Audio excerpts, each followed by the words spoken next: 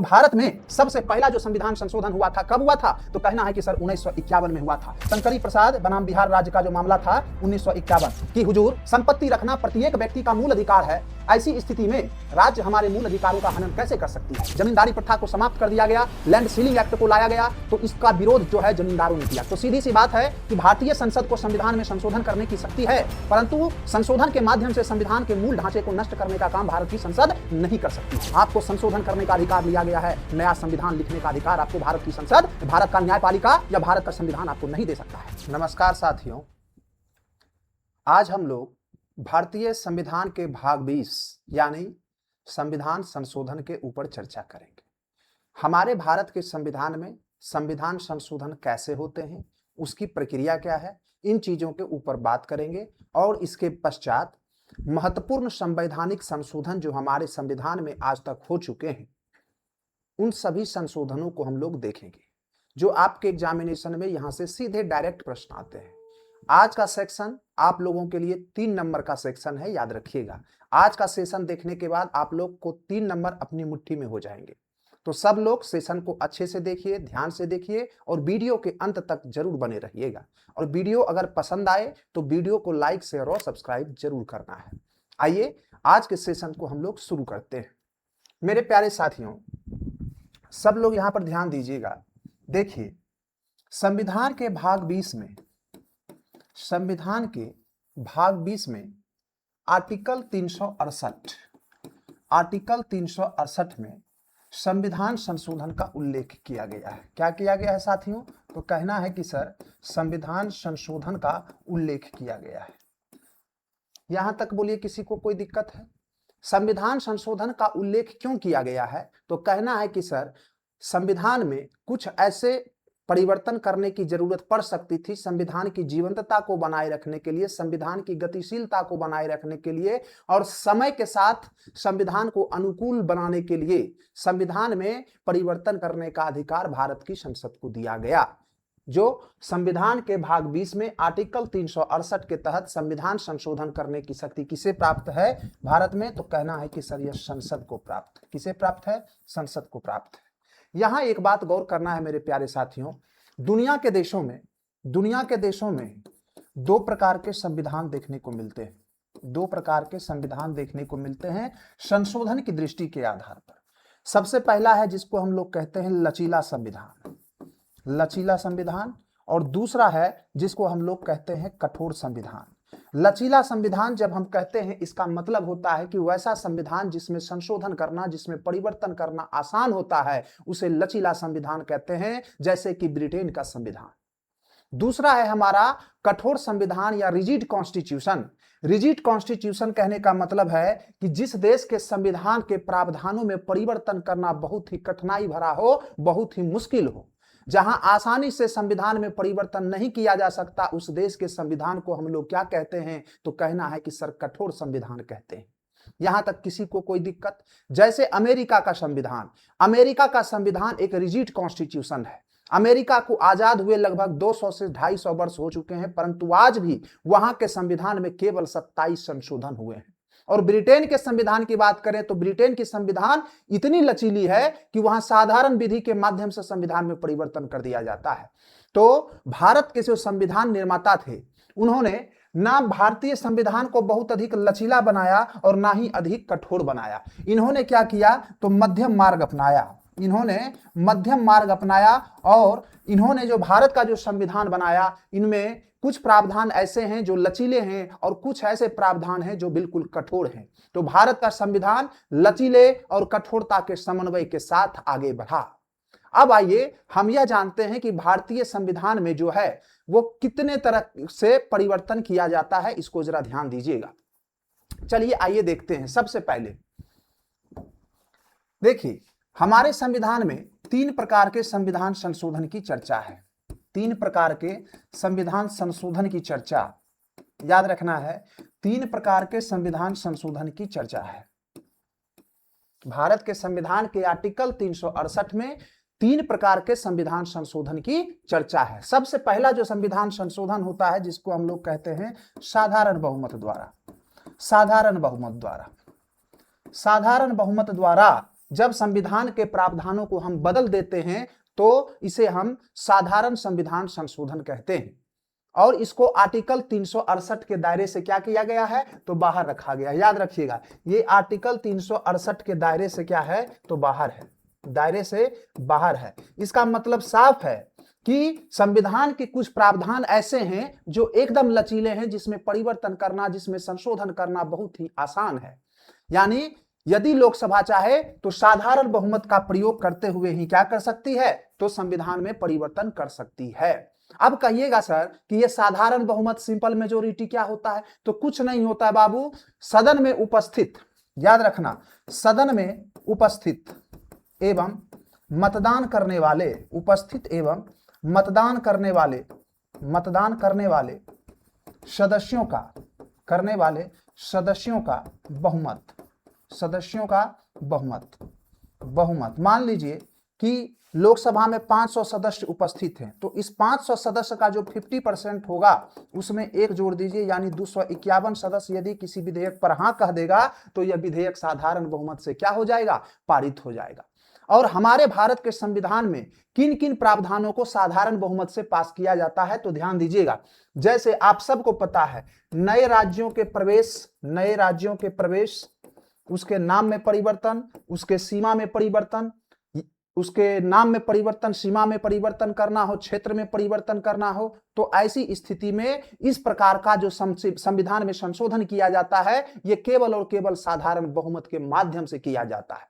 इसके अलावे राज्यों में यदि विधान परिषद, आप सबको पता है आर्टिकल 169 के तहत आपको पता होना चाहिए कि भारत की जो संसद है क्या करती है, तो किसी राज्य में विधान परिषद का निर्माण कर सकती है या विधान परिषद की समाप्ति कर सकती है। तो आर्टिकल 169 सीधा कहता है कि विधान परिषद का उत्सादन या सृजन, विधान परिषद का उत्सादन या सृजन करने का अधिकार किसके पास है, भारत की संसद के पास है, जो केवल और केवल किस माध्यम से संशोधित हो सकती है, तो कहना है कि सर साधारण बहुमत से संशोधित हो सकती है। इसके अलावे भी और बहुत सारे प्रावधान हैं, जैसे नागरिकता को प्राप्त करने के तरीके और नागरिकता की समाप्ति के तरीके, है ना, तो कहना है कि सर नागरिकता प्राप्ति एवं समाप्ति के तरीके, तो नागरिकता से संबंधित प्रावधानों को यदि संशोधन करना है तो इसके लिए संविधान में केवल और केवल साधारण बहुमत ही पर्याप्त है। इसके अलावे भी याद रखिएगा, चौथा नंबर,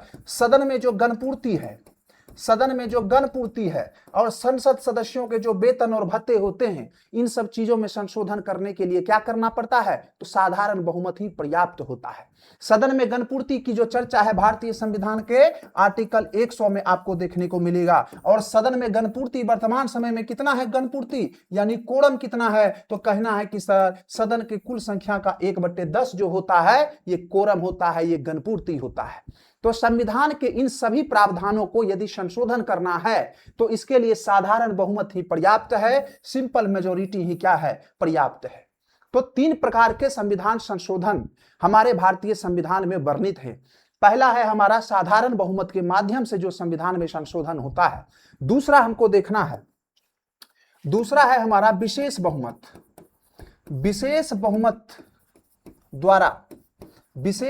द्वारा संविधान संशोधन, विशेष बहुमत द्वारा संविधान संशोधन। कहिएगा सर ये विशेष बहुमत क्या होता है, ये स्पेशल मेजोरिटी क्या होता है, जरा इसको ध्यान से समझिएगा। कुछ नहीं है, विशेष बहुमत की जब बात होती है तो यहां पर साफ साफ एक बात ध्यान रखिएगा कि विशेष बहुमत का मतलब हो गया कि सदन की कुल संख्या का बहुमत, सदन की कुल संख्या का बहुमत एवं उपस्थित एवं मतदान करने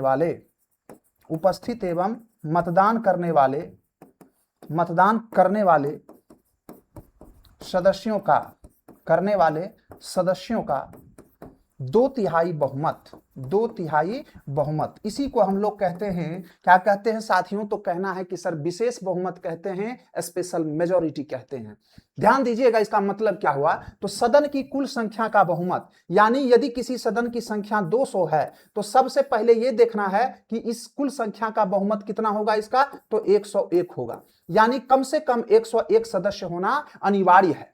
उसके बाद देखा जाएगा कि सदन में उपस्थित और मतदान करने वाले सदस्यों का 2/3 बहुमत। मान लीजिए कि 200 सदस्यों की संख्या है तो इसका कुल बहुमत निकल जाएगा 101। अब देखिए इसके साथ ही साथ याद रखिएगा, मान लिया जाए कि 175 सदस्य ही उपस्थित हुए हैं, तो 175 का 2/3 हम लोगों को निकाल लेना है, कितना होगा, तो इसका 2/3 निकल जाएगा लगभग 116 सदस्य, 117 सदस्य, यानी जो 101 से क्या है, ज्यादा है। यानी कहने का मतलब है कि सदन की कुल संख्या का बहुमत होना चाहिए एवं उपस्थित और मतदान करने वाले जो तत्कालीन सदस्य हैं उसका 2/3 बहुमत से जब हम किसी चीज को संशोधित करते हैं तो उसे ही हम लोग विशेष बहुमत कहते हैं। क्या कहते हैं, विशेष बहुमत कहते हैं। बात समझ में आ गया, किसी को कोई दिक्कत नहीं है। वर्तमान समय में सदन की जो सदन संचालित हो रहा है उसमें जो जितना सदस्य मौजूद है उसका 2/3 निकाल लेना है और उसकी जो संख्या होनी चाहिए सदन की कुल संख्या का बहुमत होना चाहिए। यानी 200 है तो सदस्यों की संख्या 101 होनी चाहिए। अगर 500 सदस्य है तो सदस्यों की संख्या कम से कम 251 होना चाहिए। किसी को कोई दिक्कत है नहीं ना? यहां तक सबको बात अच्छे से समझ में आया कि नहीं? अब कहिएगा सर कि भारतीय संविधान में वो कौन कौन से ऐसे हिस्से हैं जिसको संशोधित करने के लिए विशेष बहुमत की हमें आवश्यकता पड़ती है। तो एग्जाम्पल के तौर पर इसको ऐसे देखिए कि मूल अधिकार, आप सबको पता है कि हमारे भारतीय संविधान के भाग 3 में क्या है, तो मूल अधिकारों की चर्चा है। और यदि मूल अधिकारों में किसी भी प्रकार का कोई संशोधन करना है, याद रखिएगा, तो मूल अधिकारों में यदि किसी भी प्रकार का कोई संशोधन करना है साथियों, तो इसके लिए क्या चाहिए, तो कहना है कि सर इसके लिए विशेष बहुमत की आवश्यकता होती है। इसके लिए विशेष बहुमत की आवश्यकता होती है। और मूल अधिकारों में संशोधन करने के लिए भारतीय संविधान में आर्टिकल 368 के तहत, किसके तहत, आर्टिकल 368 के तहत विशेष बहुमत का प्रयोग किया जाता है। यहां तक बोलिए किसी को कोई दिक्कत है? इसके अलावे भाग 4 में आप सबको पता है क्या है, तो सर डीपीएसपी है, directive principle of state policy है, राज्य के नीति निर्देशक सिद्धांत है। यदि संविधान के भाग 4 में यदि राज्य के नीति निर्देशक सिद्धांतों में किसी भी प्रकार का कोई परिवर्तन करना हो तो इसके लिए जो संशोधन करना पड़ेगा, इसके लिए कौन सा संशोधन का इस्तेमाल किया जाएगा, तो ये विशेष बहुमत वाला किया जाएगा। कौन सा किया जाएगा? विशेष बहुमत के द्वारा किया जाएगा। बात समझ में आ रही है ना? तो भारतीय संविधान के कुछ प्रावधान ऐसे हैं जिसको संशोधित करने के लिए हमें क्या करने पड़ते हैं, तो विशेष बहुमत का प्रयोग करना पड़ता है। विशेष बहुमत क्या है, तो कहना है कि सर सदन की कुल सदस्य संख्या का बहुमत और उपस्थित और मतदान करने वाले सदस्यों का 2/3 बहुमत से यदि कोई संशोधन स्वीकार किया जाता है संसद के द्वारा तो संविधान के उस हिस्से में परिवर्तन किया जा सकता है। किसी को कोई दिक्कत है? यहां तक क्लियर है बात? अब आगे आइए, अगला देखिएगा, एक तीसरे प्रकार का भी परिवर्तन है जो सबसे जटिल है भारतीय संविधान में। भारतीय संविधान में कुछ हिस्से ऐसे हैं जिसको परिवर्तित करने के लिए बहुत ही कठोर नियमों का पालन करना पड़ता है। वो कठोर नियम क्या है, तो देखिए बाबू, वो कठोर नियम है कि विशेष बहुमत, अभी विशेष बहुमत हम बताए ही हैं, तो विशेष बहुमत और प्लस आधे राज्यों के विधानमंडल, याद रखिएगा, आधे राज्यों के विधानमंडल के अनुसमर्थन से मान लिया जाए संविधान के कुछ हिस्से ऐसे हैं जिसमें परिवर्तन करने के लिए हमको क्या करना पड़ता है, तो विशेष बहुमत तो होना चाहिए संसद के साथ। इसके साथ ही साथ आधे राज्य के जो विधानमंडल हैं उस आधे राज्य के विधानमंडल से हमको क्या करना होगा, सहमति लेना होगा। यानी स्पेशल मेजॉरिटी और plus consent of state legislature, ये दोनों जब हम क्राइटेरिया फुलफिल करेंगे तब जाकर हम क्या करेंगे, संविधान में संशोधन कर पाएंगे। तो ऐसे संविधान के कौन से हिस्से हैं जिसमें परिवर्तन करने के लिए हमको ये विशेष बहुमत और आधे राज्यों के विधानमंडल के अनुसमर्थन की जरूरत पड़ती है? तो कहना है कि सर संविधान का जो संघीय ढांचा है, संविधान का संघीय ढांचा जो है, इस संघीय ढांचे यदि संसद द्वारा ऐसा संशोधन किया जा रहा है जिससे भारतीय संविधान के संघीय ढांचे प्रभावित हो रहे हों, फेडरल स्ट्रक्चर प्रभावित हो रहे हों, तो संघीय ढांचे को प्रभावित करने वाले संशोधन को इसी प्रक्रियाओं का पालन करना पड़ेगा। तो भारत में संघीय ढांचों में संशोधन करने के लिए कौन सा विशेष बहुमत प्लस आधे राज्यों के विधानमंडल के अनुसमर्थन की आवश्यकता पड़ती है। तो अब जरा यहां पर ध्यान दीजिएगा। सर पूछिएगा सर संघीय ढांचा क्या होता है, तो देखिए संघीय ढांचा का सीधा सा मतलब होता है कि जहां पर क्या हो, केंद्र और राज्य के मध्य क्या किया जाए, केंद्र और राज्य के मध्य शक्तियों का स्पष्ट विभाजन हो। केंद्र और राज्य के मध्य शक्तियों का क्या किया गया हो, विभाजन किया गया, शक्तियों का विभाजन किया गया हो। यानी कुछ विषय पर कानून बनाने का अधिकार केंद्र को दे दिया गया हो और कुछ विषय पर कानून बनाने का अधिकार राज्य को दे दिया गया हो। तो ऐसी व्यवस्था को ही हम लोग संघात्मक व्यवस्था कहते हैं, फेडरल स्ट्रक्चर कहते हैं। हालांकि संघात्मक व्यवस्था के लक्षण और भी बहुत कुछ है, इसको हम कभी फिर चर्चा करेंगे कि संघात्मक क्या होता है, एकात्मक क्या होता है, परिसंघात्मक क्या होता है, इसकी चर्चा करेंगे। फिलहाल ये ध्यान दीजिए कि यदि संघात्मक ढांचे प्रभावित होने वाले संविधान में अगर संशोधन किए जा रहे हों, ऐसा संशोधन हो जिससे भारत के संघात्मक ढांचे में परिवर्तन आ सकता है, तो ऐसे संशोधन को करने के लिए हमें क्या करना पड़ेगा, तो संसद को कठोर नियमों का पालन करना पड़ेगा। सबसे पहले उसे सदन से विशेष बहुमत से उस विधेयक को पारित करना होगा और आधे जो जितने भी राज्य हैं भारत में, वर्तमान में 28 राज्य हैं, तो उसको 14 राज्यों के विधानमंडल से जब तक समर्थन प्राप्त नहीं होगा तब तक वो संघात्मक ढांचे में प्रभावित होने वाले संशोधन को वो कंप्लीट नहीं कर पाएगा। किसी को कोई दिक्कत है यहां से? बात एकदम अच्छे से समझ में आया कि नहीं आया, या फिर से बताएं? बोलिए, सबको बात अच्छे से समझ में आ गया है? अब जरा ध्यान दीजिए, अब कहिएगा कि सर कोई एग्जाम्पल बताइए, कोई एग्जाम्पल बताइए ऐसा जिसके माध्यम से ये पता चले कि हाँ ऐसा भी संविधान का कुछ हिस्सा है जिसमें परिवर्तन करने के लिए ये कठोर नियमों का क्या करना पड़ता है, पालन करना पड़ता है। अमेरिका में यदि कोई संशोधन करना होता है ना जी, तो अमेरिका में यही वाला संशोधन चलता है। विशेष बहुमत तो होगा ही होगा और आधे से अधिक राज्यों के वहां अनुसमर्थन की आवश्यकता पड़ती है। इसीलिए अमेरिका का संविधान बहुत कठोर संविधान है। आप क्या कीजिएगा, छोटा मोटा संशोधन करना है तो आप लोकसभा में भी बहुमत में है, राज्यसभा में भी बहुमत में है, तो संविधान के कुछ हिस्से को बदल दीजिएगा। लेकिन संघात्मक ढांचे को यदि बदलना है संविधान में, तो इसके लिए आपको आधे से अधिक राज्यों में भी क्या होना पड़ेगा, बहुमत में होना पड़ेगा। याद रखिएगा। अब देखिए कि संविधान का वो कौन कौन सा ऐसा हिस्सा है जिसको परिवर्तित करने के लिए ये विशेष बहुमत और आधे राज्यों के विधानमंडल के समर्थन की हमें आवश्यकता पड़ती है। तो सबसे जो पहला है वो देखिए एग्जाम्पल के रूप में, जैसे कि राष्ट्रपति का निर्वाचन, राष्ट्रपति का निर्वाचन एवं उसकी प्रक्रिया यदि इसमें किसी भी प्रकार का कोई संशोधन करना है तो हमको यही वाला संशोधन क्या करना पड़ेगा, यही वाला बहुमत हमको अपनाना पड़ेगा। क्यों? क्योंकि राष्ट्रपति के निर्वाचन में क्या होता है, तो राष्ट्रपति के निर्वाचन में आप सबको पता है कि सभी देश के राज्य के विधानसभा के सदस्य, निर्वाचित सदस्य भाग लेते हैं ना चुनाव में। तो जिस संशोधन से, जिस परिवर्तन से सभी राज्यों के विधानमंडल प्रभावित हो रहे हों, ऐसी स्थिति में हमें क्या करना पड़ेगा, तो हमें सब राज्य का जो है, जितने राज्य है उसमें से आधे राज्यों का हमको समर्थन लेना पड़ेगा। तो राष्ट्रपति के निर्वाचन एवं उसकी प्रक्रिया के लिए हमें क्या करना होगा, तो यही वाला संशोधन प्रक्रिया अपनाना होगा। या मान लीजिए कि केंद्रीय सूची में, राज्य सूची में या संवर्ती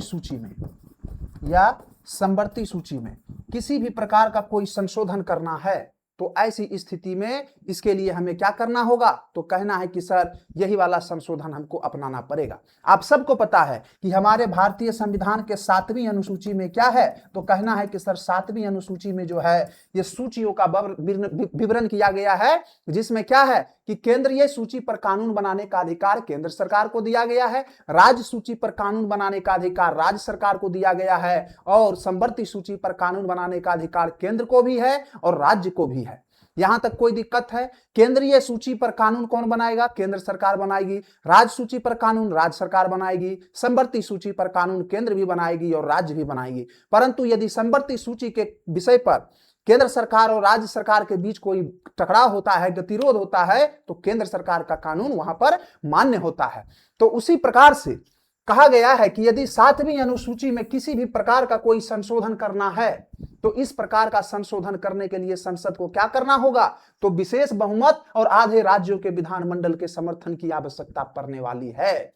इसके अलावे याद रखिएगा, आप सब पढ़े होंगे कि संविधान में बाबू एक चौथी अनुसूची है, 4th शेड्यूल है ना। संविधान में क्या है, तो 4th शेड्यूल है, चौथी अनुसूची है, जिसमें क्या किया गया है इस चौथी अनुसूची में, तो कहना है कि सर राज्यसभा में सीटों के आवंटन से संबंधित है ना, कि राज्यसभा में जो है सभी राज्यों को जो है प्रतिनिधित्व दिया जाता है, राज्यसभा में सीटों के आवंटन से संबंधित है ये चौथी अनुसूची। यदि इस चौथी अनुसूची में किसी भी प्रकार का कोई संशोधन करना है या परिवर्तन करना है तो हमको इसी वाला संशोधन से गुजरना होगा। इसके अलावे उच्चतम न्यायालय और उच्च न्यायालय से संबंधित यदि किसी भी प्रकार का कोई संशोधन करना है तो ऐसी स्थिति में यही वाला संशोधन हमको क्या करना पड़ेगा, तो अपनाना पड़ेगा।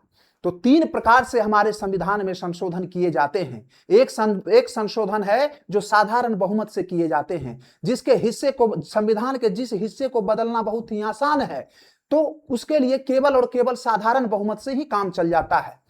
बात समझ रहे ना। और दूसरा हम बताए विशेष बहुमत। विशेष बहुमत में क्या होता है कि सदन की जो संख्या है उसका पहले बहुमत निकालेंगे, उसके बाद सदन में उपस्थित और मतदान करने वाले सदस्यों का 2/3 बहुमत निकालेंगे। ये दूसरा प्रकार है संशोधन करने का। और तीसरा प्रकार है विशेष बहुमत के साथ साथ हमें आधे राज्यों से अधिक विधानमंडल की क्या होगी, आवश्यकता पड़ती है। तो 3 प्रकार से हमारे संविधान में परिवर्तन किए जाते हैं। ये तीनों प्रकार क्या हैं, कैसे हैं, इसको हम लोग आज समझाने का काम किए हैं। यहां तक बोलिए किसी को कोई दिक्कत नहीं है। अब आगे बढ़ें। अब जरा ध्यान दीजिएगा सबसे पहले कि संशोधन की जो प्रक्रिया है, संविधान में संशोधन की जो प्रक्रिया है, उस संशोधन की प्रक्रिया के बारे में जानते हैं। Procedure of amendment of constitution, है ना। क्या जानेंगे, procedure of amendment of constitution, कि संविधान में यदि हमको संशोधन करना है तो संविधान संशोधन करने के लिए हमको क्या करना पड़ेगा, किन किन प्रक्रियाओं का पालन करना पड़ेगा, ये हमको देखना है। किसी को कोई दिक्कत है? आगे बढ़ें। आइए ध्यान दीजिए। सबसे पहली बात याद रखिएगा कि संविधान में यदि संशोधन करना है तो इसके लिए संविधान संशोधन विधेयक आएगा। क्या आएगा बाबू, तो कहना है कि सर संविधान संशोधन विधेयक लाया जाएगा। संविधान संशोधन विधेयक लाया जाएगा। आप सबको पता है कि विधेयक का मतलब क्या होता है, तो प्रपोजल होता है। और ये विधेयक जब संसद के दोनों सदनों से इसको अनुमति मिल जाता है और राष्ट्रपति इस पर अपनी मोहर दे देते हैं, तब जाकर के ये विधेयक क्या होता है, ये बिल क्या होता है, एक्ट बन जाता है, अधिनियम बन जाता है। तो संविधान संशोधन विधेयक जब लाया जाता है तो सबसे पहला प्रश्न उठता है, यह किस सदन में लाया जाएगा, या तो लोकसभा में या राज्यसभा में। तो याद रखिएगा कि संविधान संशोधन विधेयक ये लोकसभा में भी लाया जा सकता है या इसे राज्यसभा में भी लाया जा सकता है। कहां लाया जा सकता है, राज्यसभा में भी लाया जा सकता है। यहां तक बोलिए किसी को कोई दिक्कत नहीं है। अब जरा ध्यान दीजिएगा, एक प्रश्न उठता है कि ये जो संविधान संशोधन विधेयक है, इसको लाने के लिए क्या राष्ट्रपति की पूर्व अनुमति की आवश्यकता है? जैसे धन विधेयक है, धन विधेयक लाने से पहले राष्ट्रपति की पूर्व अनुमति क्या होती है, आवश्यक होती है। तो वही पूछा जा रहा है कि यदि संविधान में संशोधन विधेयक लाया गया है, संविधान में परिवर्तन करने वाला कोई विधेयक लाया गया है, तो इसके लिए राष्ट्रपति की पूर्व अनुमति अनिवार्य नहीं है। पूर्व अनुमति अनिवार्य नहीं है, यानी ऐसे विधेयक को राष्ट्रपति की पूर्व अनुमति की आवश्यकता नहीं होती है। यहां बोलिए किसी को कोई दिक्कत? अब जरा ध्यान दीजिएगा कि लोकसभा या राज्यसभा, कोई भी, दोनों में से कोई भी सदन क्या कर सकता है, तो संविधान संशोधन विधेयक को शुरू कर सकता है। अब मान लिया जाए कि लोकसभा से पारित संविधान संशोधन विधेयक राज्यसभा के पास भेजा गया। क्या हुआ, राज्यसभा के पास भेजा गया और राज्यसभा उस विधेयक से सहमत नहीं है। तो राज्यसभा जब उस विधेयक से सहमत नहीं है तो क्या करेगा, तो सीधे सी बात है कि जब वो सहमत नहीं होगा तो राज्यसभा कहेगा हम इस पर अपनी अनुमति नहीं देंगे, हम अपनी अनुमति देने से इनकार कर देते हैं। तो आप सबको पता है कि भारतीय संविधान में जब दोनों सदनों में क्या हो जाए, गतिरोध की स्थिति बन जाती है, तो गतिरोध को दूर करने के लिए भारतीय संविधान का आर्टिकल 108 क्या करता है, तो संसद का संयुक्त अधिवेशन बुलाता है। संसद का संयुक्त अधिवेशन बुलाता है। ताकि दोनों सदनों के बीच में जो गतिरोध बन गया हो उस गतिरोध को दूर किया जा सके। लेकिन याद रखिएगा, संविधान संशोधन विधेयक के मामले में राज्यसभा और लोकसभा की शक्ति बराबर है ना। राज्यसभा की शक्ति और लोकसभा की शक्ति क्या है? बराबर है। जब भी संविधान संशोधन विधेयक पर गतिरोध उत्पन्न होगा, डेडलॉक की स्थिति बनेगा, तो ऐसे गतिरोध को दूर करने के लिए संसद का संयुक्त अधिवेशन नहीं बुलाया जाता है। संसद का संयुक्त अधिवेशन बुलाया नहीं जाता है। याद रखिएगा, आपसे एग्जामिनर प्रश्न पूछ लेगा। कैसे पूछ लेगा? कि आर्टिकल 108 के तहत संसद के द्वारा किस विधेयक को पास कराने के लिए संयुक्त अधिवेशन बुलाया जाएगा। ऑप्शन दे देगा वित्त विधेयक, साधारण विधेयक, या फिर दे देगा संविधान संशोधन विधेयक। तो संविधान संशोधन विधेयक के मामले में कभी भी याद रखिएगा, संविधान संशोधन विधेयक पर कभी भी यदि गतिरोध की स्थिति बनती है तो ऐसी स्थिति में संयुक्त बैठक का कोई प्रावधान नहीं होता है। यानी कहने का मतलब है कि संविधान संशोधन विधेयक को लोकसभा से भी पास होना पड़ेगा और इस पर राज्यसभा से भी इसको पास होना पड़ेगा। जब दोनों सदन इस पर अपनी अनुमति देंगे तब यह क्या होगा? राष्ट्रपति की अनुमति के लिए भेजा जाएगा। याद रखिएगा, राष्ट्रपति की अनुमति के लिए भेजा जाएगा। और जब राष्ट्रपति की अनुमति के लिए संविधान संशोधन विधेयक को भेजा जाता है तो याद रखिएगा, क्या याद रखना है बाबू? तो कहिएगा कि जब राष्ट्रपति के पास इस विधेयक को भेजा जाएगा तो राष्ट्रपति संविधान विधेयक पर ना तो अपनी स्वीकृति रोक सकते हैं और ना ही इसको पुनर्विचार के लिए वापस लौटा सकते हैं। इसको अपनी सहमति देनी ही पड़ती है ना। तो राष्ट्रपति की जब अनुमति की बात है तो राष्ट्रपति को यहां सहमति देना ही पड़ेगा। बताइए, राष्ट्रपति कभी भी इस विधेयक को पुनर्विचार के लिए लौटा सकता है जी? तो कहना है कि नहीं सर, राष्ट्रपति पुनर्विचार के लिए नहीं लौटा सकता, इस विधेयक को नहीं लौटा सकता। 24वां संविधान संशोधन 1971 के माध्यम से यह प्रावधान जोड़ा गया है कि यदि दोनों सदनों से पारित संविधान संशोधन विधेयक राष्ट्रपति के पास भेजा जाता है तो राष्ट्रपति को उस पर अपनी अनुमति देनी ही पड़ती है। राष्ट्रपति के पास और कोई विकल्प नहीं है। किसी को कोई दिक्कत है? यहां तक मामला समझ में आया कि नहीं आया? आगे बढ़े। चलिए अब जरा ध्यान दीजिएगा एक बात। एक कॉन्सेप्ट है मूल ढांचे का सिद्धांत। क्या है बाबू? तो कहना है कि सर मूल ढांचे के सिद्धांत की बात है। अब आपके मन में प्रश्न आएगा कि सर ये मूल ढांचा का सिद्धांत क्या है, जरा ये बताइए। देखिए, मूल ढांचे के सिद्धांत का सीधा सा मतलब है, ये मूल ढांचा का सिद्धांत जो है कब आया था? तो कहना है कि सर केशवानंद भारतीवाद में 1973 में हुआ था, जिसमें सर्वोच्च न्यायालय ने क्या किया? तो मूल ढांचे का सिद्धांत प्रस्तुत किया। मूल ढांचा मतलब सीधा सा बात है कि संविधान के वो प्रावधान, संविधान के वैसे प्रावधान जिस पर पूरा संविधान टिका है, सीधी सी बात समझिए, जिस पर पूरा संविधान क्या है? टिका हुआ है। यानी ये संविधान के वो पिलर्स हैं जिन पिलर्स के आधार पर पूरा का पूरा भारत का संविधान क्या हो जाएगा? नष्ट हो जाएगा। तो सीधी सी बात है कि भारतीय संसद को संविधान में संशोधन करने की शक्ति है, परंतु संशोधन के माध्यम से संविधान के मूल ढांचे को नष्ट करने का काम भारत की संसद नहीं कर सकती है ना। यही है मूल ढांचे का सिद्धांत। मूल ढांचे का सिद्धांत का सीधा सा मतलब है कि संविधान के वैसे प्रावधान जिसको अगर संशोधित कर दिया जाए, जिसको अगर खत्म कर दिया जाए तो पूरे का पूरा संवैधानिक मूल्य समाप्त हो जाएगा। संविधान के जो दर्शन हैं, संविधान के जो मूल्य हैं, संविधान को बनाने के पीछे संविधान निर्माताओं के जो लक्ष्य थे, जो उद्देश्य थे, यदि वो समाप्त हो जाएगा तो फिर उस संविधान का कोई महत्व ही नहीं रह जाएगा। इसीलिए संविधान में संशोधन आप कर सकते हैं, परंतु संशोधन करते समय एक बात याद रखना है कि संविधान की जो मूल भावना है, संविधान की मूल भावना में किसी भी प्रकार का परिवर्तन नहीं होना चाहिए। संविधान का जो पिलर है, संविधान का जो स्तंभ है, उस स्तंभ को आप हिला नहीं सकते हैं। आपको संशोधन करने का अधिकार लिया गया है, नया संविधान लिखने का अधिकार आपको भारत की संसद, भारत का न्यायपालिका या भारत का संविधान आपको नहीं दे सकता है। आप संसद में संविधान में परिवर्तन कर सकते हैं, संविधान में संशोधन कर सकते हैं, परंतु नया संविधान लिखने की अगर कोशिश कीजिएगा तो इसके लिए आपके इस कृत्य को, आपके उस संविधान संशोधन को खारिज कर दिया जाएगा। किसी को कोई दिक्कत है? इसी को हम लोग कहते हैं basic structure of the constitution, संविधान के मूल ढांचे का सिद्धांत। यहां तक सबको बात अच्छे से समझ में आया कि नहीं? अब आगे आइए, अब हम लोग महत्वपूर्ण संशोधनों को देखते हैं। क्या करेंगे साथियों? तो कहना है कि महत्वपूर्ण संशोधनों को देखेंगे, महत्वपूर्ण संशोधनों को देखेंगे। यहां से प्रश्न एकदम 100% आपके एग्जामिनेशन में बनता ही बनता है।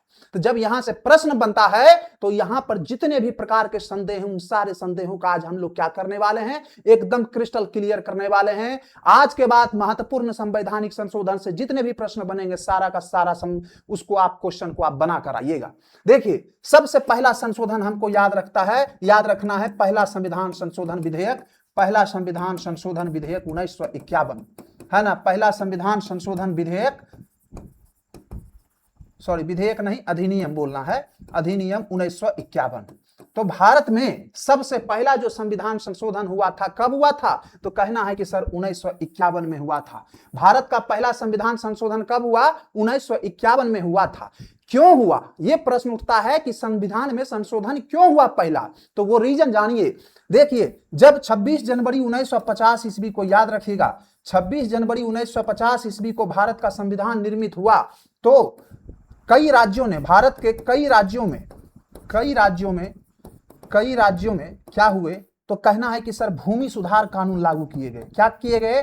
भूमि सुधार कानून लागू किए गए, लैंड सीलिंग एक्ट लागू किए गए, जमींदारी प्रथा को समाप्त किया गया। जब ऐसा किया गया, जमींदारी प्रथा को समाप्त कर दिया गया, लैंड सीलिंग एक्ट को लाया गया, तो इसका विरोध जो है जमींदारों ने किया। किसने किया? जमींदारों ने इसका विरोध किया।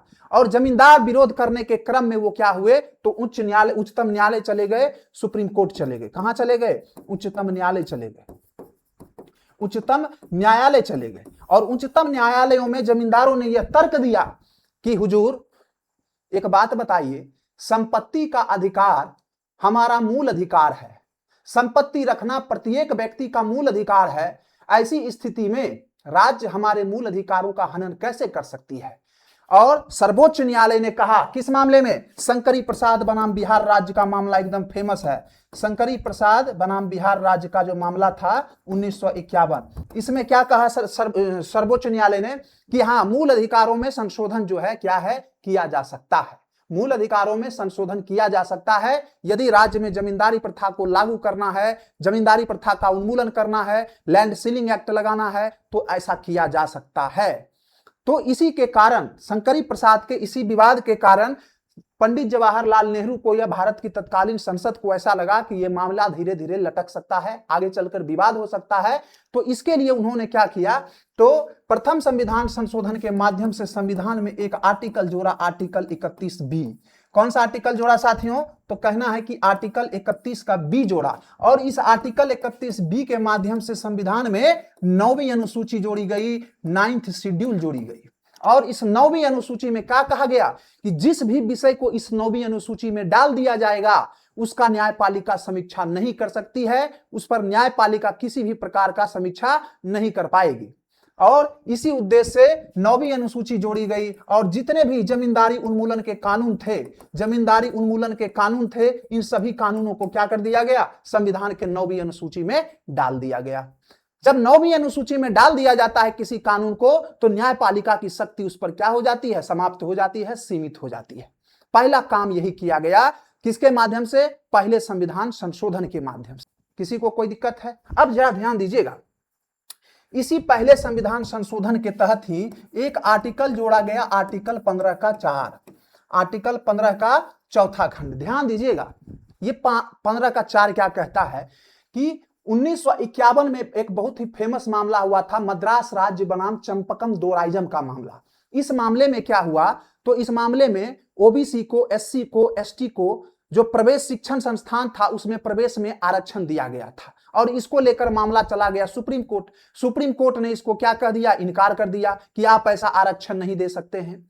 बात समझ में आ रहा है? तो इसी को लेकर संविधान में पहला संशोधन किया गया और इस पहले संशोधन के माध्यम से भारतीय संविधान में एक आर्टिकल जोड़ा गया, आर्टिकल 15 का 4, और इसमें कहा गया कि सामाजिक और शैक्षणिक रूप से पिछड़े हुए वर्गों के लिए, सामाजिक एवं शैक्षणिक रूप से पिछड़े हुए वर्गों के लिए जैसे ओबीसी के लिए, एससी के लिए, एसटी के लिए, ये शिक्षण संस्थान में जो प्रवेश है, शिक्षण संस्थान के प्रवेश में आरक्षण दिया जा सकता है, कि प्रवेश में क्या किया जाएगा, आरक्षण दिया जाएगा, उसके लिए कुछ विशेष प्रावधान किया जाएगा। ये आर्टिकल 15 का चौथा खंड में कहा गया। किसमें कहा गया, तो चौथा खंड में कहा गया। यहां तक बोलिए किसी को कोई दिक्कत है?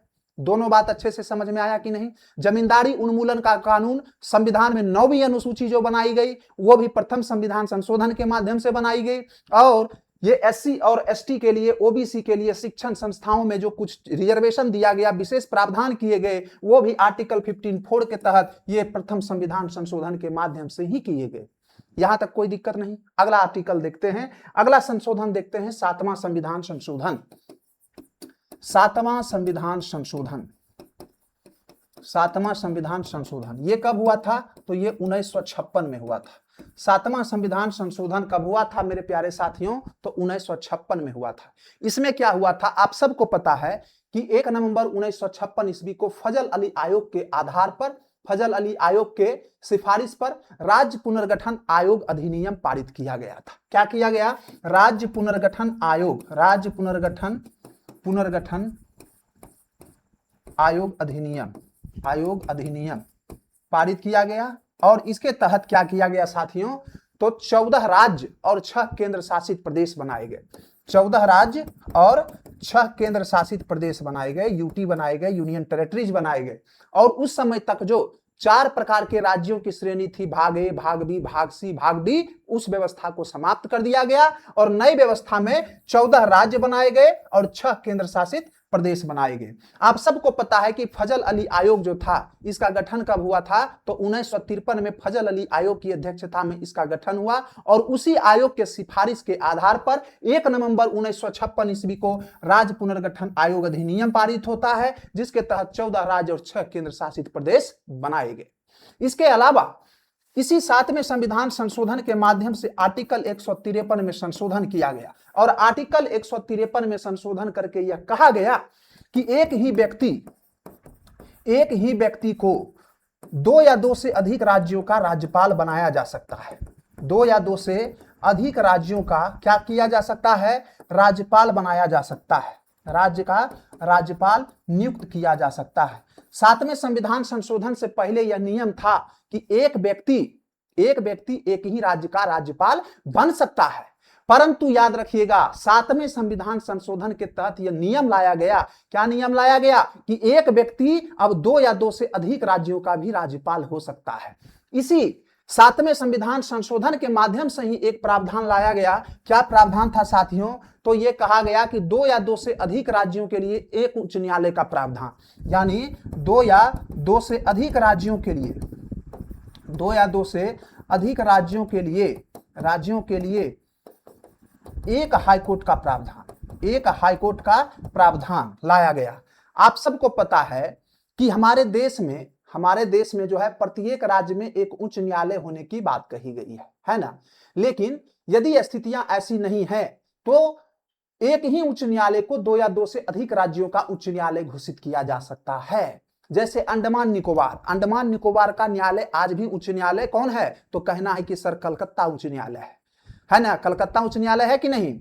तो उसी तरह से दादरा एवं नगर हवेली की बात करें तो इसका उच्च न्यायालय कहां है? बंबई है।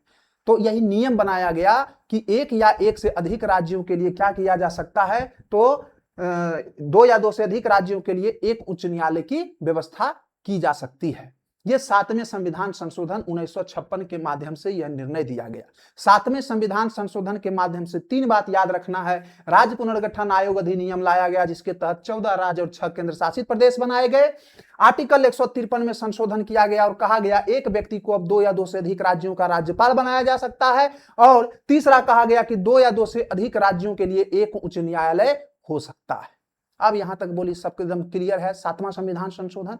अगला देखते हैं 7वें संविधान संशोधन के बाद एक महत्वपूर्ण संविधान संशोधन देखते हैं, 24वां संविधान संशोधन। 24वां संविधान संशोधन, ये 24वां संविधान संशोधन कब आया था? तो ये 1971 में आया था, है ना। ये 1971 में आया था। आप सबको पता है कि 1971 में देश की प्रधानमंत्री कौन हुआ करती थी? तो इंदिरा गांधी हुआ करती थी। इंदिरा गांधी को गूंगी गुड़िया के नाम से संबोधित किया जाता था, क्योंकि ये बोलती बहुत कम थी, ये कम बोलने वाली गुड़िया थी, याद रखिएगा। 1971 में इंदिरा गांधी क्या करती है? तो ये सीधा जो है ये संविधान के महत्वपूर्ण हिस्सों में परिवर्तन करना चाहती है, और इसके साथ ही साथ ये न्यायपालिका की शक्ति को कम करना चाहती थी। तो यहीं से न्यायपालिका और कार्यपालिका के बीच सीधा टकराव आपको देखने को मिलेगा। एक मामला हुआ था गोलकनाथ बनाम पंजाब राज्य का मामला। ये गोलकनाथवाद में आप सबको पता है कि सर्वोच्च न्यायालय के 11 जजेस की बेंच ने 6-5 के बहुमत से यह निर्णय दिया है कि संसद जो है, संसद मूल अधिकारों में संशोधन नहीं कर सकती। क्या कहा? कि संसद मूल अधिकारों में संशोधन नहीं कर सकती, मूल अधिकारों में संशोधन नहीं कर सकती है, मूल अधिकारों में संशोधन नहीं कर सकती। ये किसने कहा? तो ये कहा सर्वोच्च न्यायालय ने। सर्वोच्च न्यायालय ने साफ साफ कहा कि भारतीय संविधान का आर्टिकल 13 यह घोषणा करता है कि मूल अधिकारों को कम करने वाली या मूल अधिकारों का अल्पीकरण करने वाली यदि कोई भी विधि बनाई जाती है तो उस विधि को न्यायपालिका खारिज कर देगी। आर्टिकल 13 में यहां एक शब्द का प्रयोग किया गया, विधि, है ना। विधि यानी विधि के अंतर्गत कोई भी नियम हो, उपनियम हो, कानून हो, इस सब इस अनुच्छेद 13 के अधीन आता था। और कोई भी विधि आर्टिकल जो भाग 3 के यदि मूल अधिकारों को प्रहार कर रहा है तो उस विधेयक को, उस विधि को क्या कर दिया जाता था? खारिज कर दिया जाता था। अब संविधान संशोधन किया गया तो यह प्रश्न उठा देश में कि क्या संविधान संशोधन भी एक विधि के अंतर्गत आता है ना। प्रश्न उठा कि क्या संविधान संशोधन आर्टिकल 13 में जो विधि की परिभाषा दी गई है उसी विधि की परिभाषा के अंतर्गत आर्टिकल 368 आ रहा है? तो कहा गया कि हां आ रहा है। किस बाद में? गोलकनाथवाद में। और इसी गोलकनाथवाद में जब कहा गया कि संसद को मूल अधिकारों में संशोधन करने का अधिकार नहीं है, संसद मूल अधिकारों में यदि संशोधन करने वाली कोई भी विधि बनाएगी, चाहे वो संविधान संशोधन विधि ही क्यों ना हो, तो ऐसी स्थिति में हम उस विधि को क्या कर सकते हैं? तो निरस्त कर सकते हैं। बात समझ में आ गया?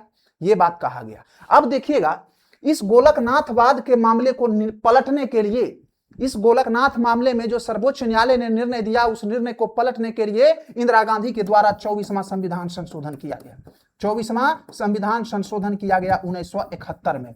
और इस संशोधन के माध्यम से इन्होंने कहा, क्या कहा? इन्होंने कहा कि संविधान संशोधन आर्टिकल 13 के अंतर्गत विधि के रूप में परिभाषित नहीं है, विधि के रूप में परिभाषित नहीं है, इसीलिए संसद मूल अधिकारों में संशोधन कर सकती है।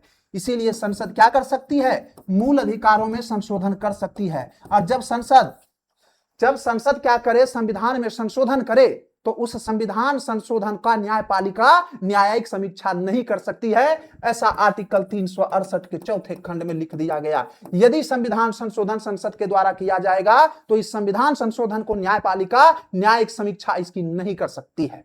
और इसके लिए एक साथ एक प्रावधान और जोड़ा गया कि यदि संविधान संशोधन विधेयक है तो राष्ट्रपति उस पर अपनी स्वीकृति देने के लिए बाध्य है। चाह कर भी राष्ट्रपति उस संविधान संशोधन विधेयक पर अपनी स्वीकृति रोक नहीं सकते हैं, किसी भी कीमत पर नहीं रोक सकते हैं। ना तो उस विधेयक को पुनर्विचार के लिए वापस कर सकते हैं और ना ही उस विधेयक पर अपनी अनुमति रोक सकते हैं। ऐसा किस में कहा गया? तो इसी 24वें संविधान संशोधन में कहा गया। भारत के न्यायपालिका के इतिहास में, भारत के न्यायपालिका और कार्यपालिका के टकराव के इतिहास में यह संशोधन बहुत ही महत्वपूर्ण है, जिसमें गोलकनाथ मामले को पलटने के लिए, सर्वोच्च न्यायालय के निर्णय को पलटने के लिए इंदिरा गांधी ने संविधान में 24वां संविधान संशोधन किया था। किसी को कोई दिक्कत है? एक अगला संशोधन है इसके बाद 25वां संविधान संशोधन। 25वां संविधान संशोधन महत्वपूर्ण संशोधन है, एकदम याद रखिएगा इसको भी। 25वां संविधान संशोधन क्या है, जरा इसको ध्यान दीजिएगा। देखिए, आप सबको पता है कि इंदिरा गांधी अपना जो छवि है, ये एक समाजवादी नेता के रूप में अपना छवि बनाना चाहती थी। और 5वें पंचवर्षीय योजना के दौरान आप सबको पता है इंदिरा गांधी ने क्या कहा था कि हम गरीबी हटाओ का इन्होंने नारा भी दिया था। तो देश से गरीबी हटाने का, देश में क्या किया, तो देश से गरीबी को समाप्त करने का इन्होंने निर्णय लिया था। और गरीबी समाप्त करने के लिए जाहिर सी बात था कि क्या करना पड़ेगा, तो ऐसी समाजवादी नीतियां लागू करने पड़ेंगी जिसको लेकर क्या होगा, विवाद होगा। अब जरा ध्यान से समझिएगा, जब इंदिरा गांधी इस देश में क्या करना चाहती थी, तो संसाधनों का पुनर्वितरण करना चाहती थी। यानी देश में जितना भी संसाधन है, जमीन है, जायदाद है ना, बैंक है, जितना भी था, उस सब को ये क्या करना चाहती थी, तो बराबर रूप से बांटना चाहती थी, भूमि का पुनर्वितरण करना चाहती थी, संसाधनों का पुनर्वितरण करना चाहती थी। बात समझ रहे हैं ना, रिडिस्ट्रीब्यूशन करना चाहती थी रिसोर्सेस का। और इसके साथ ही साथ किसी एक व्यक्ति के हाथों में यदि बहुत सारा धन संकेंद्रित है, तो ऐसी स्थिति में उसका संपत्ति छीन कर क्या किया जाएगा, तो सरकार अपने कब्जे में ले लेगा। उस समय आपको पता है कि इसी समय 25वां संविधान संशोधन किया गया था 1971 में। आप सबको पता है कि 1969 में आपको क्या किया गया था, 14 बैंकों का राष्ट्रीयकरण किया गया था। आप सब जानते होंगे 14 बैंकों का राष्ट्रीयकरण किया गया था, 14 बैंकों की संपत्ति को सरकार के द्वारा कब्जे में ले लिया गया था। और इसी मामले को क्या किया गया, तो सर्वोच्च न्यायालय में चुनौती दिया गया। तो 25वां संविधान संशोधन किया गया और 25वें संविधान संशोधन के माध्यम से इंदिरा गांधी ने साफ साफ कहा, क्या कहा कि यदि 39B एवं 39C के प्रावधानों को लागू करने के लिए, 39B एवं 39C के नीति निर्देशक सिद्धांतों को लागू करने के लिए, नीति निर्देशक सिद्धांतों को लागू करने के लिए, सिद्धांतों को लागू करने के लिए राज्य कोई नियम बनाती है, राज्य कोई नियम बनाती है तो इसे अनुच्छेद 14, अनुच्छेद 19 और अनुच्छेद 31 का उल्लंघन नहीं माना जाएगा, उल्लंघन नहीं माना जाएगा। सीधी सी बात है। अनुच्छेद 14 कहता है हम प्रत्येक व्यक्तियों को समानता का अधिकार देंगे। इंदिरा गांधी जब इस संपत्ति को छीन रही थी तो सब कहने लगा, आप तो कह रहे हैं कि समानता का अधिकार देंगे आर्टिकल 14 के तहत, लेकिन आप तो हमारे साथ भेदभाव कर रहे हैं। तो इंदिरा गांधी का कहना था, यह संविधान संशोधन का कहना था कि 39B और 39C में जो नीति निर्देशक सिद्धांत है, यदि हम ऐसा चाहें कि हम समाज के संसाधनों का पुनर्वितरण करें, गरीबी हटाने के लिए हम संसाधनों का पुनर्वितरण करें, और एक जगह पर जो संपत्ति संकेंद्रित हो गई है उस संपत्ति को हम लोगों में बांटना चाहें, तो ऐसा करने से हमको रोकने वाला कोई नहीं है। और यदि हम ऐसा करेंगे तो इसको लेकर आप आर्टिकल 14, आर्टिकल 19 और आर्टिकल 31 का उल्लंघन नहीं मानना। इसमें इन्होंने साफ कहा कि नीति निर्देशक सिद्धांत मूल अधिकारों से बड़ा है। क्या है, मूल अधिकारों से बड़ा है। और आगे चलकर आप सबको पता है कि केशवानंद भारती बनाम भारत संघ का वाद हुआ 1973 में, जिसमें सर्वोच्च न्यायालय ने निर्णय दिया। क्या निर्णय दिया, साफ साफ कहा कि संसद को मूल अधिकारों में संशोधन करने का अधिकार है। यदि संसद राज्य के नीति निर्देशक सिद्धांतों को लागू करने के लिए यदि किसी प्रकार का कोई संशोधन करता है तो इससे कोई नुकसान वाली बात नहीं है। हां, संशोधन करते समय संसद को इस बात का ध्यान रखना होगा कि वो संविधान के मूल ढांचे को नष्ट नहीं करे। संविधान का यदि मूल ढांचा प्रभावित होगा तो हम संसद के उस संशोधन को खारिज कर देंगे, असंवैधानिक घोषित कर देंगे। यहां तक क्लियर है। 25वां संविधान संशोधन क्लियर हो गया। अगला आइए, अगला संविधान संशोधन है 35वां संविधान संशोधन एवं 36वां संविधान संशोधन एवं 36वां संविधान संशोधन 1975 और 35वां संविधान संशोधन हुआ था 1974। 35वां संविधान संशोधन में कुछ नहीं, याद रखिएगा, एक राज्य हुआ करता था सिक्किम। सिक्किम को क्या किया गया 35वें संविधान संशोधन के तहत, तो सहायक राज्य का दर्जा दिया गया, सहायक राज्य का दर्जा दिया गया। और 36वें संविधान संशोधन 1975 के माध्यम से सिक्किम को क्या हुआ, तो पूर्ण राज्य का दर्जा मिला। सिक्किम को पूर्ण राज्य का दर्जा मिला और सिक्किम भारत का कम्मा राज्य बन गया, 22वां राज्य बन गया 1975 ईस्वी में। यही था 35वां संविधान संशोधन और 36वां संविधान संशोधन। आप सबको पता है सिक्किम में चोग्याल वंश का शासन हुआ करता था और चोग्याल वंश वहां के जनता के साथ बहुत अत्याचार और अन्याय करती थी और वहां की जनता चाहती थी कि हम भारत के साथ रहें।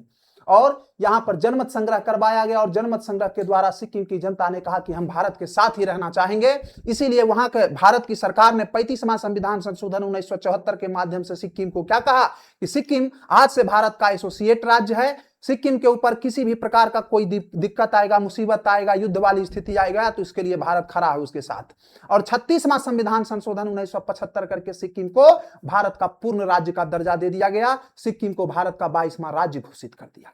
किसी को कोई दिक्कत है यहां? अब आइए, एक महत्वपूर्ण आर्टिकल है, संशोधन है बाबू, संविधान का 38वां संविधान संशोधन। यहां से भी प्रश्न पूछे जाते हैं। 38वां संविधान संशोधन 1975 में हुआ था। कब हुआ था? 1975 में हुआ था। आप सबको पता है क्या हुआ था इस समय? तो कहना है कि सर 1975 यानी 25 जून 1975 को पूरे देश में आपातकाल लगाया गया था। किस आधार पर? आंतरिक अशांति के आधार पर देश में इमरजेंसी डिक्लेयर कर दिया गया। और इंदिरा गांधी चाहती थी कि हम जो आपातकाल लगाए हैं इस आपातकाल को न्यायालय क्या कर सके? समीक्षा नहीं कर सके। तो इन्होंने कहा 38वें संविधान संशोधन के माध्यम से इन्होंने संविधान में फटाफट संशोधन कर दिया और कहा कि क्या कह दिया कि जब आर्टिकल 352 के तहत जो राष्ट्रीय आपात लगाया जाएगा, राष्ट्रीय आपात की घोषणा की जाएगी, इस घोषणा को न्यायालय न्यायिक समीक्षा नहीं कर सकती है। न्यायपालिका न्यायिक समीक्षा नहीं कर सकती है, ऐसा कहा गया 38वें संविधान संशोधन में। और यहां यह भी कहा गया कि राष्ट्रपति के द्वारा, राज्यपाल के द्वारा जो भी अध्यादेश जारी किए जाते हैं उसकी न्यायिक समीक्षा नहीं हो सकती है। साफ साफ कह दिया गया कि राष्ट्रपति के द्वारा, राज्यपाल के द्वारा जो भी अध्यादेश जारी किए जाते हैं उस अध्यादेश का न्यायिक समीक्षा नहीं किया जा सकता है, ऐसा कहा गया 38वें संविधान संशोधन में। किसी को कोई दिक्कत है? आगे देखिए, अब आता है एक महत्वपूर्ण संविधान संशोधन जिसको हम लोग कहते हैं 42वां संविधान संशोधन। 42वां संविधान संशोधन 1976। 42वां संविधान संशोधन 1976 संविधान का सबसे महत्वपूर्ण संविधान संशोधन इसे कहा जाता है। इस 42वें संविधान संशोधन को हम लोग मिनी कॉन्स्टिट्यूशन कहते हैं। क्या कहते हैं बाबू? मिनी कॉन्स्टिट्यूशन कहते हैं, याद रखिएगा, मिनी कॉन्स्टिट्यूशन कहते हैं। इसे हम लघु संविधान भी कहते हैं। क्यों लघु संविधान कहते हैं? क्योंकि इस 42वें संविधान संशोधन 1976 के द्वारा इतने संविधान में परिवर्तन किए गए, लगभग 50 अनुच्छेदों में परिवर्तन किया गया। इसी के कारण इसे लघु संविधान का दर्जा दिया गया है। आप सबको पता है कि जब देश में आपातकाल लगा हुआ था तो उस वक्त जो है स्वर्ण सिंह समिति की सिफारिश पर, एक स्वर्ण सिंह व्यक्ति हुआ करते थे, सरदार स्वर्ण सिंह, उन्हीं की समिति की सिफारिश पर देश में आपातकाल लगाया गया था। और आप सबको पता है कि 42वां संविधान संशोधन 1976 के माध्यम से तत्कालीन प्रधानमंत्री इंदिरा गांधी ने तमाम वो असंवैधानिक कार्य किए, असंवैधानिक कृत्य किए जिसने भारतीय संविधान की मर्यादा को ताक पर रख दिया था। जिन्होंने क्या किया? तो जमकर एक तानाशाही सरकार की तरह भारत की संविधानों की धज्जी उड़ा दी। आइए देखते हैं 42वें संविधान संशोधन 1976 के माध्यम से इंदिरा गांधी ने संविधान में वो कौन कौन से परिवर्तन किए, जरा उसको देखते हैं। सबसे पहला परिवर्तन बात करें प्रस्तावना में किया। इन्होंने सबसे पहला परिवर्तन क्या किया? तो प्रस्तावना में किया। प्रस्तावना में इन्होंने कौन सा संविधान परिवर्तन किया? तो कहना है कि इन्होंने प्रस्तावना में 3 शब्द जोड़े। 42वें संविधान संशोधन के माध्यम से इन्होंने प्रस्तावना में 3 शब्द जोड़ने का काम किया। सबसे पहला शब्द जो था वो था समाजवादी। दूसरा शब्द था जिसको हम लोग कहते हैं पंथ निरपेक्ष। दूसरा शब्द पंथ निरपेक्ष। और तीसरा जो शब्द इन्होंने जोड़ा वो था अखंडता। वो किस शब्द था? वो क्या शब्द था? अखंडता। प्रस्तावना में 42वें संविधान संशोधन 1976 के माध्यम से इंदिरा गांधी ने क्या किया? तो संविधान की प्रस्तावना में ये 3 शब्द जोड़े। सबसे पहला जो परिवर्तन है ये आप लोगों को याद रखना है ना? बोलिए। प्रस्तावना में एक बार संशोधन अब तक किया गया है 42वें संविधान संशोधन 1976 के द्वारा, जिसके तहत 3 शब्दों को जोड़ा गया, समाजवादी, पंथ निरपेक्ष और अखंडता शब्द को।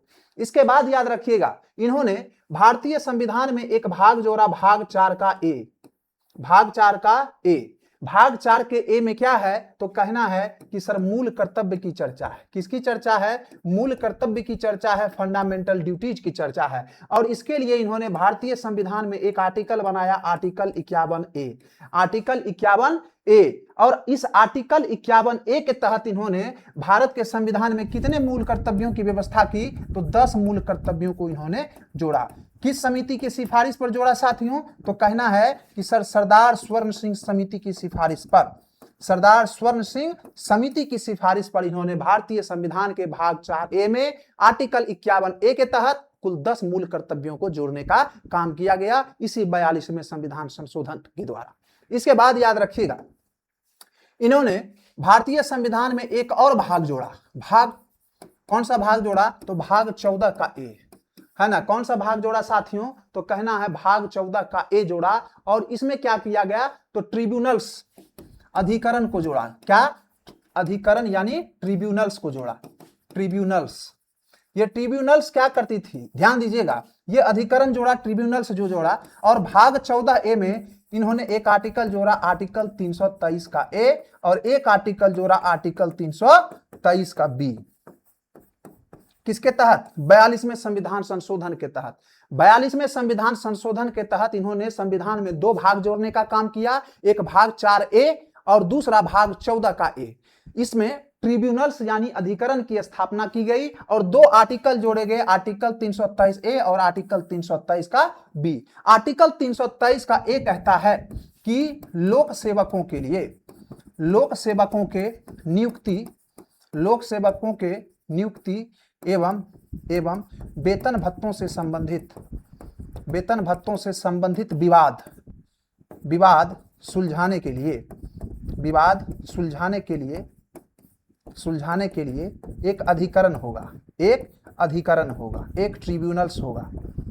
आर्टिकल 323 के ए में कहा गया। और आर्टिकल 323 के बी में कहा गया कि अन्य जो वाद होंगे, अन्य जो विवाद होंगे, उन विवादों को देखने के लिए भी क्या किया जाएगा? तो एक ट्रिब्यूनल्स की स्थापना की जाएगी, आर्टिकल 323 के बी के तहत। आर्टिकल 14A में यह बात कहा गया और इस 42वें संविधान संशोधन के द्वारा भारत के संविधान में शामिल किया गया। अब फिर अगला देखिएगा, 42वें संविधान संशोधन के माध्यम से इन्होंने नीति निर्देशक सिद्धांतों में भी क्या किया? परिवर्तन करने का काम किया। डीपीएसपी में भी इन्होंने क्या किया? तो परिवर्तन किया। और 3 आर्टिकल इन्होंने जोड़ा। एक आर्टिकल था आर्टिकल 39 का ए, आर्टिकल 39 का ए। इसके बाद एक आर्टिकल जोड़ा इन्होंने आर्टिकल 43 का ए, और एक आर्टिकल जोड़ा इन्होंने आर्टिकल 48 का ए। ये 3 आर्टिकल जो है भारतीय संविधान की नीति निर्देशक सिद्धांत में 42वें संविधान संशोधन के द्वारा ही जोड़ा गया। आर्टिकल 39A प्रत्येक व्यक्ति को निःशुल्क विधिक सहायता, है ना, निःशुल्क विधिक सहायता उपलब्ध कराती है। क्या कराती है? निःशुल्क विधिक सहायता उपलब्ध करवाने का काम करती है। ये गरीबों के लिए काम हो रहा है। आर्टिकल 43A कहता है उद्योगों के प्रबंधन में, उद्योगों के प्रबंधन में, उद्योगों के प्रबंधन में कामगारों की भूमिका, कामगारों की भूमिका होगी। उद्योगों के प्रबंधन में कामगारों की भूमिका होगी। और आर्टिकल 48A में इन्होंने क्या कहा कि पर्यावरण एवं वन एवं वन्यजीव का संरक्षण करने का इन्होंने बात कहा आर्टिकल 48 के तहत। यहां तक बोलिए किसी को कोई दिक्कत है? इसके बाद देखिएगा, इसके बाद 42वें संविधान संशोधन के द्वारा इन्होंने क्या किया? तो संविधान के भाग 5 और संविधान के भाग 6 में भी इन्होंने क्या किया? परिवर्तन किया। और सबसे एक इंपॉर्टेंट आर्टिकल हुआ करता था आर्टिकल 74। आर्टिकल 74, आप सबको पता है कि आर्टिकल 74 कहता है कि राष्ट्रपति को सहायता एवं सलाह देने के लिए क्या होगा? एक मंत्री परिषद होगा। और मंत्री परिषद की सलाह मानना बाध्यकारी है राष्ट्रपति को, यह अभी तक पता नहीं था। लेकिन 42वें संविधान संशोधन 1976 के माध्यम से यह कह दिया गया कि मंत्री परिषद जो है वह मंत्री परिषद की सलाह राष्ट्रपति के लिए क्या हो जाएगा? तो कहना है कि मंत्री परिषद की सलाह राष्ट्रपति के लिए बाध्यकारी है, राष्ट्रपति के लिए बाध्यकारी है।